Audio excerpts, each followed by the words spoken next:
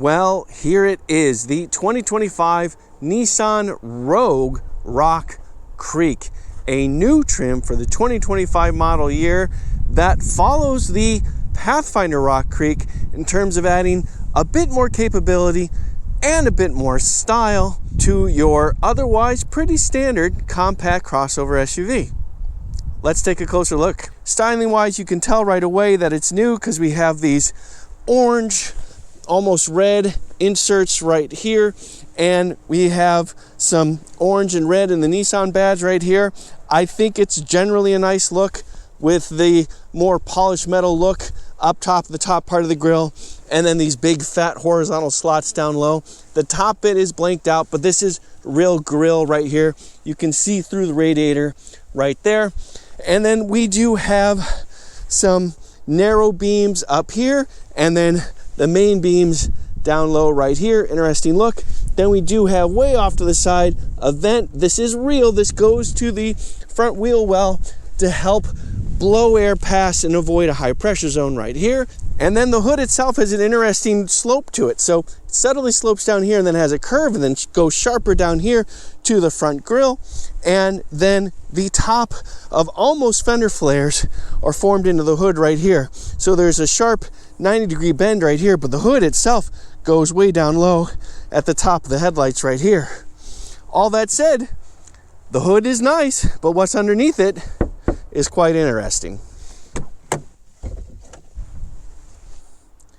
Well, there it is, your turbocharged 3-cylinder, 1.5 liter engine. It is a variable compression turbo. That's what VST stands for. And it's interesting to see how little space it takes up.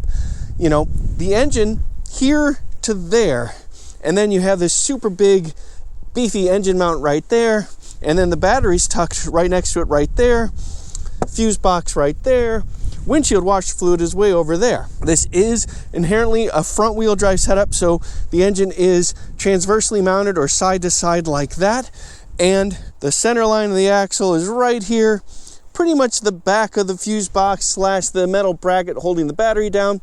So much of the engine is ahead of the front axle center line.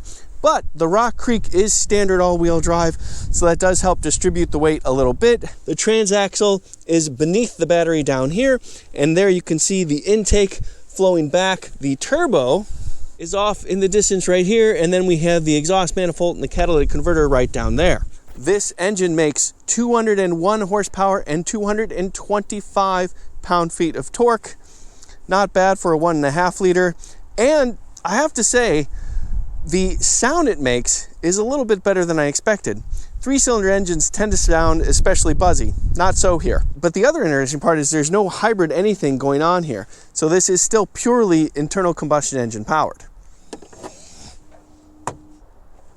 Looking at the car in profile, it still largely looks like a Nissan Rogue, except for a couple of pretty obvious things. And this particular car is painted in Baja Storm paint, and I think it's a nice color. But let's talk about the differences. First of all, obviously it's a Rock Creek. It tells you so right there. Also, look at this huge, beefy roof rack right here. This is a tubular roof rack. This is specific to the Rock Creek. It's got this little symbol right here, and Nissan says that this can hold 220 pounds dynamically. That means you can travel with 220 pounds of weight on this thing. It's nice and beefy. You've also got these little 2 horizontal slots and 3 vertical slots right there. It's told that indicates the number 23. Interesting little thing right there. And I think generally it's a nice looking Nissan. I do like the gloss black side view mirror cover, and then this polished metal, almost chrome element for the top of the window trim. It's interesting here though. We've got this gloss black A-pillar, but then it transitions to body color right here, and then we have more standard black for the B and C pillars, and then this other little like jutting out black right here. I'm not quite sure that works for me, but it's distinctive anyway. We do also have body colored door handles, both front and rear, but then we have these black plastic bits for the ends of the wheel wells right here. And for the Rock Creek, I think that works, and it actually matches this black right here, which is a bit muddy from the trail. So yeah, overall, I think it works. Let me go ahead and put the dimensions up on the screen so you can check those out. This is a standard Rogue. You do not have any extra ground clearance or anything like that, but let me add ground clearance because it's not bad, 8.2 inches. The biggest change in terms of actual vehicle performance difference to the Rock Creek is this Falcon Wild Peak all-terrain tire. It looks aggressive, and it is legitimately a good tire for this type of terrain. It rolls on a 17-inch aluminum wheel, and I think fits the part really nicely. And yes, this is a square setup. The wheel and tire in back is the same size as what's in front. Looking at the car from the rear, you can see just how high up the roof rack extends from the roof itself. And you can also see the Nissan logo, Rogue right here, all-wheel drive next to the two peaks right here. And then these big, fat, beefy tail lamps right here. Another interesting little trait is if you look down low, we have these ridges built into the lower bumper. Adds a tiny touch of ruggedness. I think it's nice. One thing Nissan did that I do really appreciate is no faux exhaust or anything like that. We have one real single tailpipe right down there. And it's also awfully big, I have to say. For a compact SUV like this, I think it looks perfectly fine. And it does hold a fair amount of cargo. This is a power lift gate.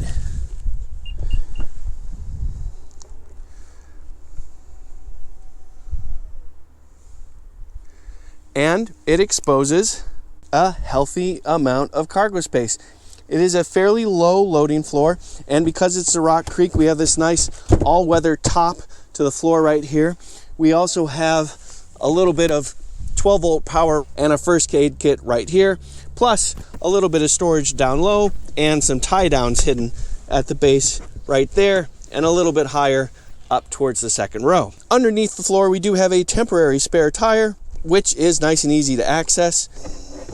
And we do also have a healthy amount of cargo space. I will go ahead and put the amount up on the screen right now for you to see. And if you need more, that is really easy to do. Pull a couple of levers and you have more cargo space by a healthy amount. You also have a nice flat loading floor. And yeah, I think this is a good amount of space for this size of vehicle. And I will go ahead and put that number on the screen for you to check out. All right, let's check out that second row.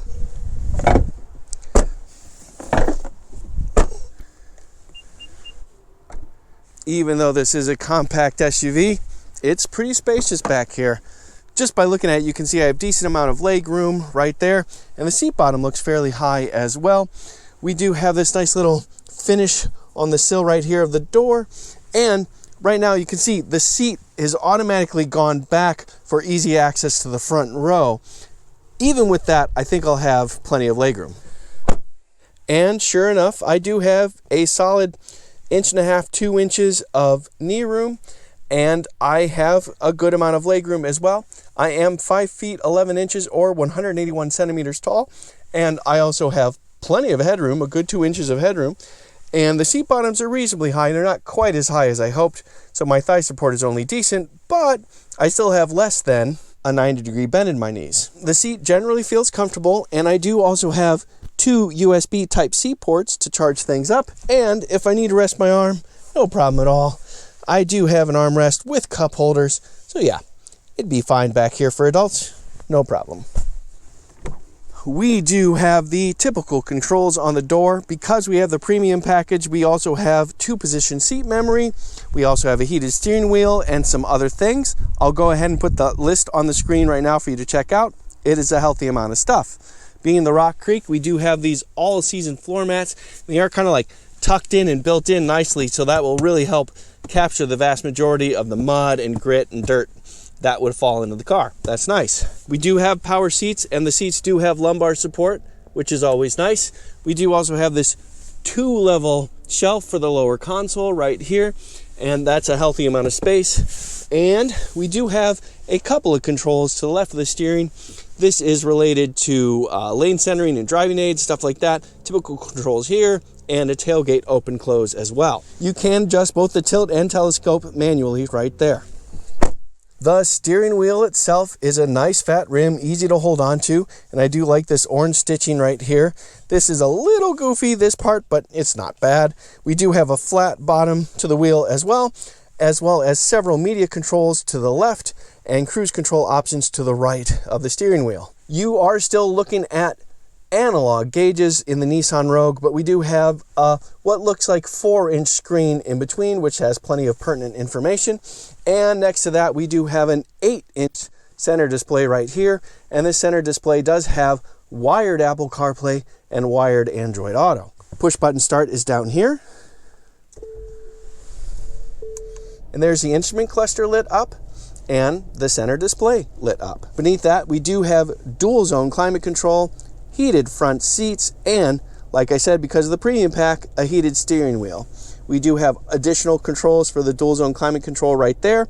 We do also have a wireless smartphone charger and 2 more USB Type-C ports right there and another 12-volt plug right there. Beneath that, we do have this stumpy looking prindle right here. Just move and spring back like that. But you can see it says D/M.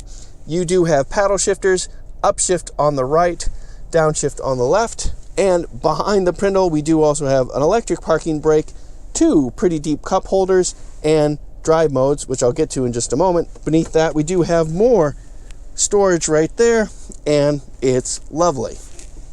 Looking up, we do have a sunglasses holder right here, a couple light options, and that's about it. No moonroof here, and that suits me fine because that gives us plenty of headroom. All right, let's talk drive modes. We do have several drive modes in the Rogue Rock Creek, including Sport, Eco, Auto, Snow, and Off-Road. And when you turn off-road on, as long as you're going 12 miles an hour or less, you get this surround view camera setup. So that is looking forward, and that is on either side. So you get a good chance to see exactly what the car is doing. And the way the cameras are pointed, as I turn the wheel, you can see very clearly where the front tires are pointed. And if I put it in reverse, of course you can see what's behind you as well. Not tons of luxury in here, but this is a mainstream compact crossover SUV, and one meant to be a little bit more rugged at that. So I think it's perfectly appropriate. Oh, one thing I should mention, the seat material here. This is supposed to be water resistant, like water wicking almost. So it's a nice material. If you get a little wet, this will help you dry off a little faster, theoretically at least. And in my experience driving it, it's a perfectly comfortable material to sit on. So there you have it, a close look at the new 2025 Nissan Rogue Rock Creek. You get a little bit more off-roading prowess, and it's a pretty comfortable compact SUV otherwise. I'm Robin Warner. Thank you very much for watching.